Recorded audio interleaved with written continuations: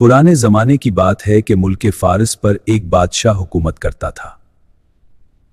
वो बहुत परेशान रहता था क्योंकि मुल्क में चोरी और डकैती आम हो चुकी थी।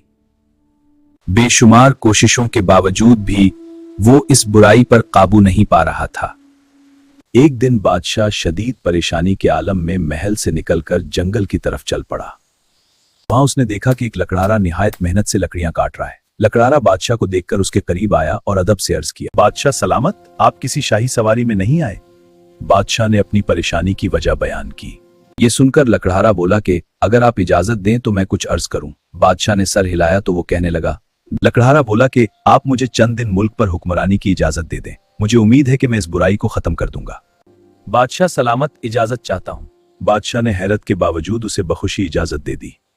उसने तख्त संभालते ही फौरन हुक्म जारी किया कि अगर मुल्क में किसी भी किस्म की चोरी हुई तो चोर का सर कलम कर दिया जाएगा और जो शख्स इसकी सिफारिश लेकर आएगा उसे भी फांसी दे दी जाएगी। लोगों ने इस हुक्म को संजीदगी से ना लिया। अगले ही दिन एक घर से जेवरात चोरी हो गए। बादशाह ने फौरन हुक्म दिया कि चोर को पकड़ा जाए। अगर तुम चोर को पकड़ने में नाकाम तो तुम्हें उसकी जगह फांसी दे दी जाएगी। कुछ दिनों की कोशिश के बाद सिपाही चोरों को पकड़ने में कामयाब हो गए और उन्हें जेल में डाल दिया गया।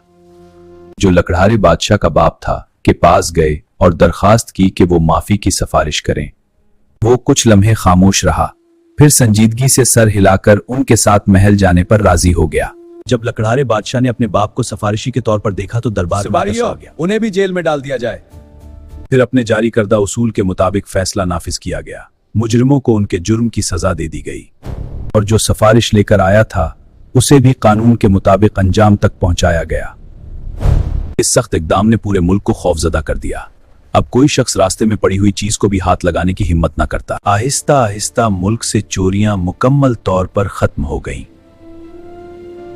40 दिन बाद लकड़हारे बादशाह ने साबिक बादशाह को दरबार में बुलाया और सल्तनत का निजाम दोबारा उसके हवाले कर दिया। साबिक बादशाह उसकी हुक्मरानी, उसूल पसंदी और इंसाफ से इस कदर मुतासिर हो कि उसने लकड़हारे को अपना वजीर मुकर्रर कर दिया। प्यारे बच्चों, किसी भी सल्तनत या हुकूमत को सही तरीके से चलाने की जिम्मेदारी हुक्मरान पर होती है।